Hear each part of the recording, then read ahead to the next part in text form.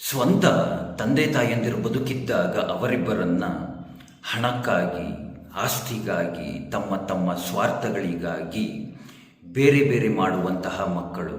ಅಂದರೆ ತಂದೆಯನ್ನು ಒಂದು ಕಡೆ ಬಿಡೋದು, ತಾಯಿಯನ್ನು ಮತ್ತೊಂದು ಕಡೆ ಬಿಡೋದು, ಅವರಿಬ್ಬರನ್ನ ಬೇರೆ ಬೇರೆ ಮಾಡಿ ದೂರ ದೂರ ಮಾಡಿಬಿಡೋದು.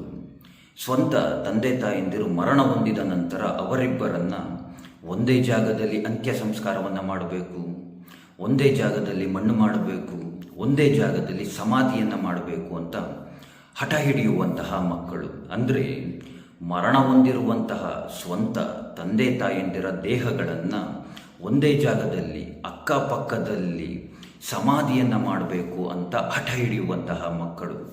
ಎಂತಹ ವಿಪರ್ಯಾಸ ನೋಡಿ!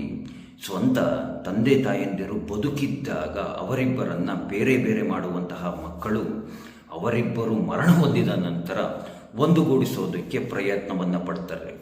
ಇದನ್ನೇ ಭಗವಂತ ಶ್ರೀಕೃಷ್ಣರು ಅಂದರೆ ದ್ವಾಪರ ಯುಗದಲ್ಲೇ ಪಾಂಡವರಿಗೆ ತಿಳಿಸ್ಕೊಟ್ಬಿಟ್ಟಿದ್ದಾರೆ. ಕಲಿಯುಗದಲ್ಲಿ ತಂದೆ ತಾಯಿ ಮಕ್ಕಳ ಸಂಬಂಧಗಳೆಲ್ಲ ಅದು ಯಾವ ರೀತಿಯಾಗಿ ಇರ್ತವೆ ಅಂತ. ಕಲಿಯುಗದಲ್ಲಿ ತಂದೆ ತಾಯಂದಿರು ಸ್ವಾರ್ಥದಿಂದ ಬದುಕ್ತಾ ಇರ್ತಾರಂತೆ, ಹಾಗೆ ಭ್ರಮೆಯಲ್ಲಿ ತಮ್ಮದೇ ಆದಂತಹ ಮಾಯಾಲೋಕದಲ್ಲಿ ಬದುಕ್ತಾ ಇರ್ತಾರಂತೆ. ಮನೆಯಲ್ಲಿ ಇಬ್ಬರು ಮಕ್ಕಳಿದ್ರು ಅಂತಂದರೆ ಸ್ವಂತ ತಂದೆ ತಾಯಿಯೇ. ಹಿರಿಯ ಮಗನನ್ನು ನೋಡುವಂತಹ ರೀತಿಯೇ ಬೇರೆ ರೀತಿಯಾಗಿರುತ್ತೆ, ಕಿರಿಯ ಮಗನನ್ನೇ ನೋಡುವಂತಹ ರೀತಿಯೇ ಬೇರೆ ರೀತಿಯಾಗಿರುತ್ತೆ. ಇದಕ್ಕೆ ಒಂದು ಉತ್ತಮವಾದಂತಹ ಉದಾಹರಣೆಯನ್ನು ಕೊಡಬೇಕು ಅಂದರೆ, ನಾನು ನನ್ನ ಕಣ್ಣಿನಿಂದ ನೋಡಿರುವಂತಹದ್ದು. ನಮ್ಮ ಮನೆಯ ಎದುರುಗಡೆ ಒಂದು ಶ್ವಾನವನ್ನು ಸಾಕಿದ್ರು, ಅಂದರೆ ಒಂದು ನಾಯಿಯನ್ನು ಸಾಕಿದ್ರು.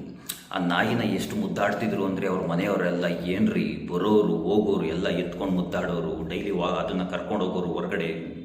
ಎಷ್ಟು ತುಂಬ ಪ್ರೀತಿಯಿಂದ ನೋಡ್ಕೊಳ್ತಾ ಇದ್ರು ಅಂದರೆ ಆ ನಾಯಿಯನ್ನು ಅಷ್ಟು ತುಂಬ ಪ್ರೀತಿಯಿಂದ ನೋಡ್ಕೊಳ್ತಾ ಇದ್ರು.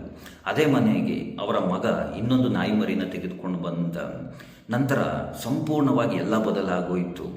ಮೊದಲು ತಂದಿದ್ದಂತಹ ನಾಯಿಯನ್ನು ನೋಡ್ಕೊಳ್ಳೋರು ಯಾರೂ ಇಲ್ಲ, ಅದನ್ನು ಹೊರಗಡೆ ಕರ್ಕೊಂಡು ಹೋಗೋರು ಯಾರೂ ಇಲ್ಲ, ಒಂದು ಮೂಲೆಯಲ್ಲಿ ಕಟ್ಟಾಕ್ಬಿಟ್ಟಿರ್ತಾರೆ. ಈಗ ಹೊಸದಾಗಿ ತಂದಿರುವಂತಹ ನಾಯಿಯನ್ನು ಏನು ಮುದ್ದಾಡೋದೇನು ಕತೆ, ಅದಕ್ಕೆ ಸ್ನಾನ ಮಾಡಿಸೋದೇನು ಕತೆ, ಅದಕ್ಕೆ ತಲೆ ಬಾಚೋದೇನು ಕತೆ, ಅದು ನೋಡ್ಕೊಳ್ಳೋದೇನು ಕತೆ, ಮನೆ ಒಳಗಡೆ ಕರ್ಕೊಂಡೋಗಿ ಮಲಗಿಸ್ಕೊಳ್ತಾರೆ.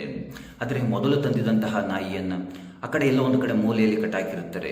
ಅದನ್ನು ನೋಡಿದಾಗ ನಾನು ಅಂದ್ಕೊಳ್ತಾ ಇರ್ತೀನಿ, ಮನೆಯಲ್ಲಿ ಇಬ್ಬರು ಗಂಡು ಮಕ್ಕಳಿದ್ರೆ ಇದೇ ರೀತಿಯಾಗಿ ಅಲ್ವಾ ಅಂತ. ಇದು ಸತ್ಯವಾದಂತಹ ಮಾತು. ಪ್ರತಿಯೊಬ್ಬರು ತಂದೆ ತಾಯಂದಿರಿಗೆ ಹೇಳುವಂತಹದ್ದು ಒಂದು ಮಾತು. ನಿಮ್ಮ ಮನೆಯಲ್ಲಿ ಏನಾದರೂ ಇಬ್ಬರು ಮಕ್ಕಳಿದ್ದರೆ ಇಬ್ಬರು ಮಕ್ಕಳನ್ನು ಸಮಾನವಾಗಿ ನೋಡಿ. ನೀವುಗಳು ಮಾಡುವಂತಹದ್ದು ಇದೇ ತಪ್ಪಾದಂತಹ ಕೆಲಸ.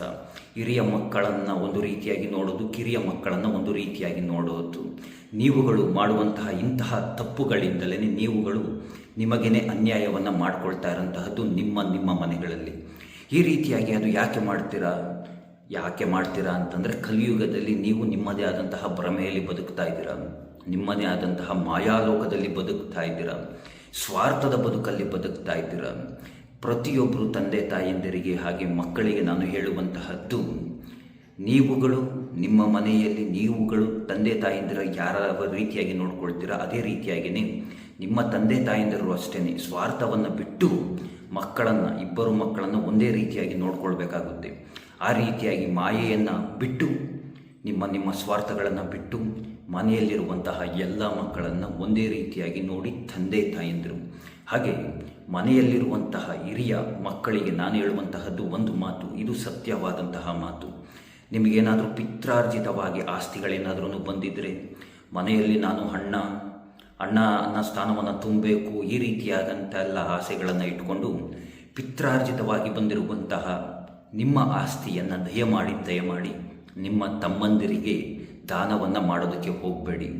ನಿಮ್ಮ ತಮ್ಮಂದಿರಿಗೆ ನಿಮ್ಮ ಎಲ್ಲ ಆಸ್ತಿಯನ್ನು ದಾನವನ್ನು ಮಾಡಿದ್ರೆ ಮುಂದೊಂದು ದಿನ ನಿಮ್ಮನ್ನೇ ಕಾಲು ಕಸವಾಗಿ ನೋಡ್ತಾರೆ. ಇದು ಸತ್ಯವಾದಂತಹ ಮಾತು.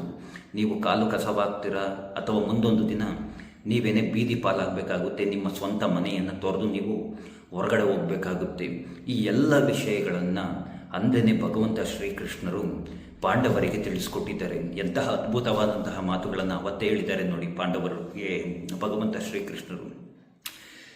ಇಷ್ಟು ನನ್ನ ಅನುಭವದ ಮಾತುಗಳನ್ನು ನಾನು ಹೇಳ್ತಾ, ನನ್ನ ಕಣ್ಣಿನಿಂದ ನೋಡಿರುವಂತಹ ನನ್ನ ಅನುಭವದ ಮಾತುಗಳನ್ನು ಹೇಳ್ತಾ, ಆ ಭಗವಂತ ಶ್ರೀಕೃಷ್ಣರು ನಿಮ್ಮೆಲ್ಲರಿಗೂ ಒಳ್ಳೆಯದು ಮಾಡಲಿ ಅಂತ ಕೇಳ್ಕೊಳ್ತಾ ಮತ್ತೊಮ್ಮೆ ತಂದೆ ತಾಯಂದಿರಿಗೆ ಹೇಳುವಂತಹದ್ದು, ಎಲ್ಲ ತಂದೆ ತಾಯಂದಿರಿಗೂ, ಮನೆಯಲ್ಲಿ ಇಬ್ಬರು ಮಕ್ಕಳಿದ್ರೆ ಇಬ್ಬರನ್ನು ಒಂದೇ ರೀತಿಯಾಗಿ ನೋಡಿ, ಅದೇ ರೀತಿಯಾಗಿ ಮನೆಯಲ್ಲಿರುವಂತಹ ಮಕ್ಕಳಿಗೆ ನಾನು ಹೇಳುವಂತಹದ್ದು, ತಂದೆ ತಾಯಂದಿರು ಬದುಕಿದ್ದಾಗ ಚೆನ್ನಾಗಿ ನೋಡ್ಕೊಳ್ಳಿ, ಸತ್ತ ನಂತರ ಇಬ್ಬರೂ ಒಂದು ಮಾಡ್ತೀವಿ ಹಾಗೆ ಹೀಗೆ ಅನ್ನುವಂತಹ ನಿಮ್ಮ ಮಾಯೆಯಿಂದ, ಭೌತಿಕ ಸುಖದಿಂದ, ಮಾಯೆಯಿಂದ ಹೊರಗಡೆ ಬಂದು ವಾಸ್ತವಿಕ ಜಗತ್ತಿನ ಬಗ್ಗೆ ತಿಳ್ಕೊಳ್ಳಿ ಅಂತ ಹೇಳ್ತಾ ಮತ್ತೊಮ್ಮೆ ಎಲ್ರಿಗೂ ಧನ್ಯವಾದಗಳು. ಜೈ ಶ್ರೀಕೃಷ್ಣ.